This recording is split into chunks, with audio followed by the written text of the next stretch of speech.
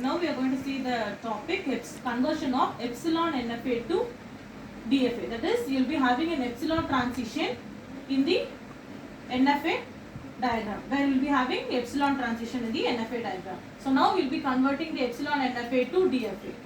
So first you have to write the transition table for the given transition diagram. So for Q0, Q1 and Q2, where Q0 will be your initial state and Q2 will be your final state. Here you will be having the input as A and B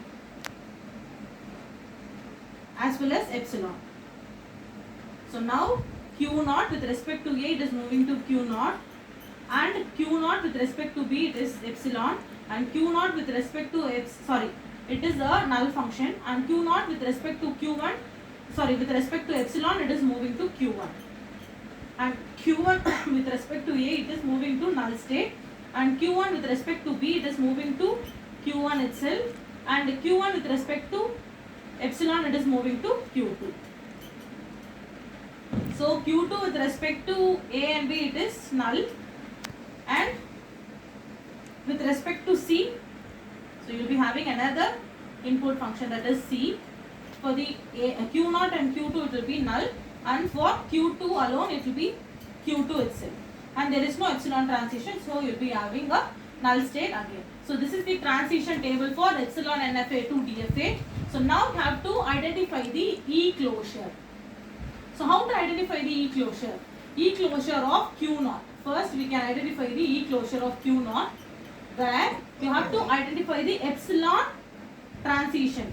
So you have to include the Q0 first, then the transition of Q0 with respect to Q1 is having the epsilon value, so you will be having Q1, and Q1 with respect to Q2 there is a straight transitions, right? From Q0 as well to Q2 there is a movement, so you have to include the value of Q2 as well. So now you have to write the E closure of Q1. So now you have to include the Q1, and Q1 to Q2 there is a epsilon transition, so you have to include Q2. So here for E closure of Q2 you have to include Q2 alone. So this is how you will be identifying the E closure. So now this is the transition table for NFA, that is epsilon NFA. So you can represent it with del E. This is the transition function, and this E will be representing the NFA. So now you have to write the transition table for DFA. So now you can represent it as del D. So you can take it as Q0, Q1. So for the Q0, E closure is Q0, Q1, Q2. So you can take it as Q0, Q1, Q2. Then again for Q1 E closure value is Q1, Q2. And for Q2 the E closure value is Q2. So this is how you will be taking the transition table of DFA with respect to A, B and C. I hope up to this it will be clear. So now you have to identify the transition function. So the transition function of, that is the del D of Q0, Q1, Q2 with respect to A. This one you have to identify. For that we have a formula, that is E closure of del E of E closure of first Q0, that is Q0's E closure value is Q0, Q1, Q2. So you have to identify the E closure of Q0 with respect to A.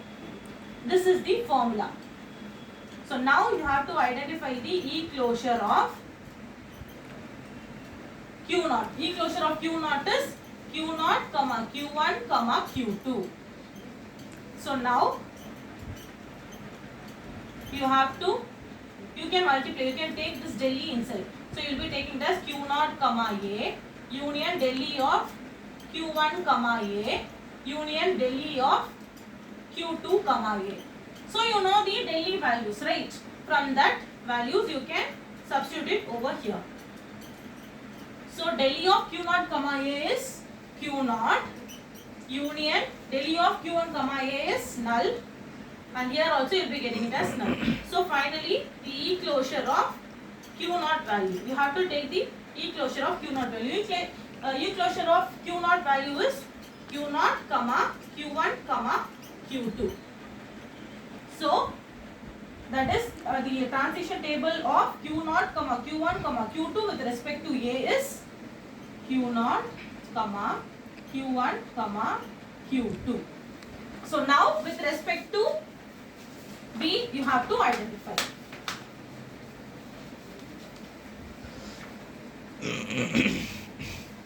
Now you will be taking with respect to B. So again, E closure of del E of E closure of Q naught with respect to B. So now you have to identify the E closure value of Q naught. E closure value of Q naught is Q naught comma Q1 comma Q2 with respect to B. So now you can multiply the, or you can take this del E inside. So you will be taking del E Q naught comma B union del E Q1 comma B union del E Q2 comma B. So now from this you can take all these values. That is Q naught comma Q naught with respect to B, it is null. For Q1 comma B alone, you will be taking the value as Q1. So E closure of Q1 is Q1 comma Q2. So you will be taking the value as Q1 comma Q2.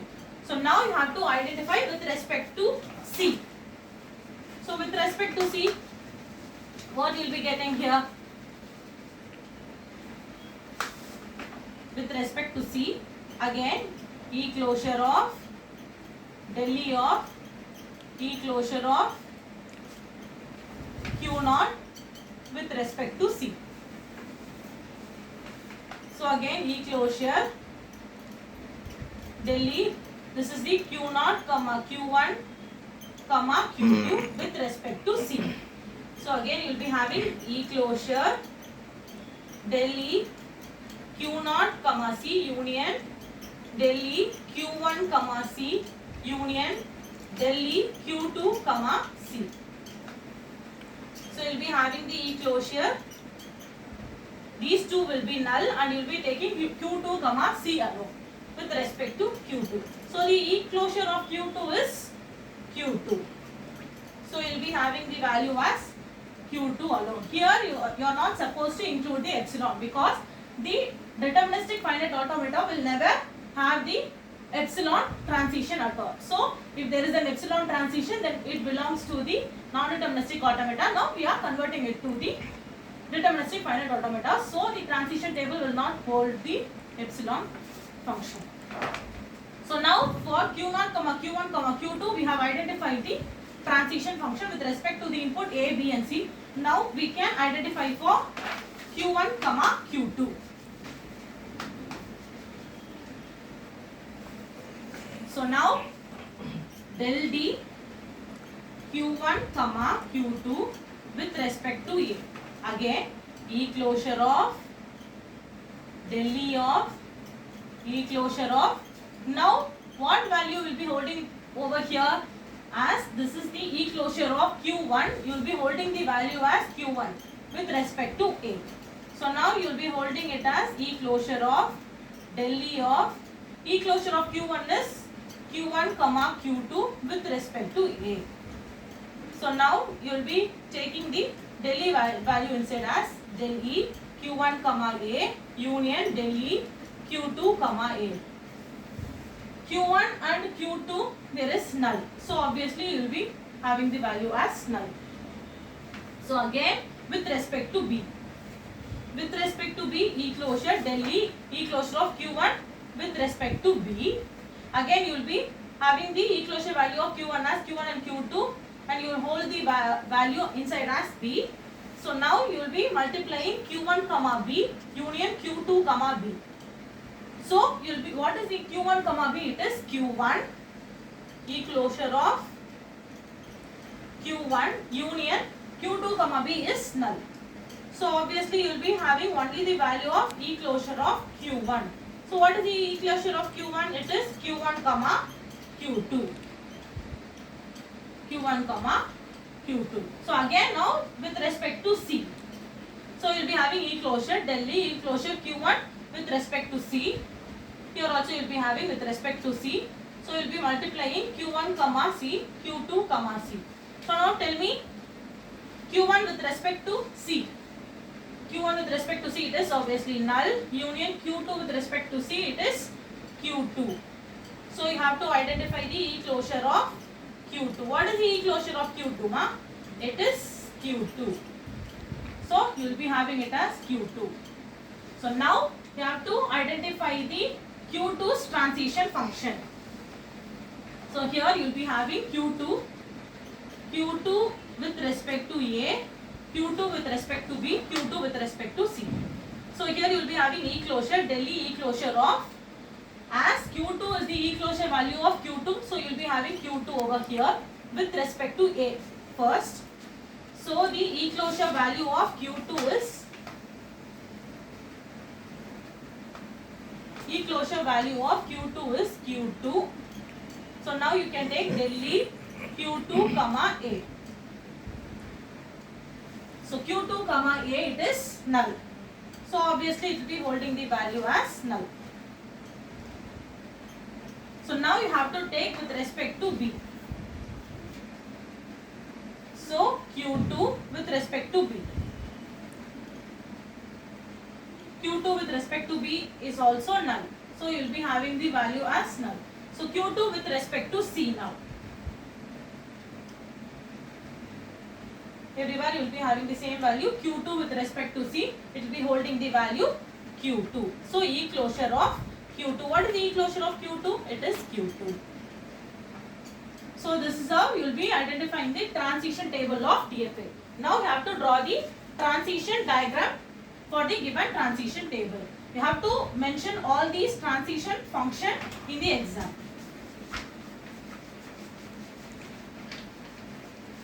So now we can draw the transition diagram.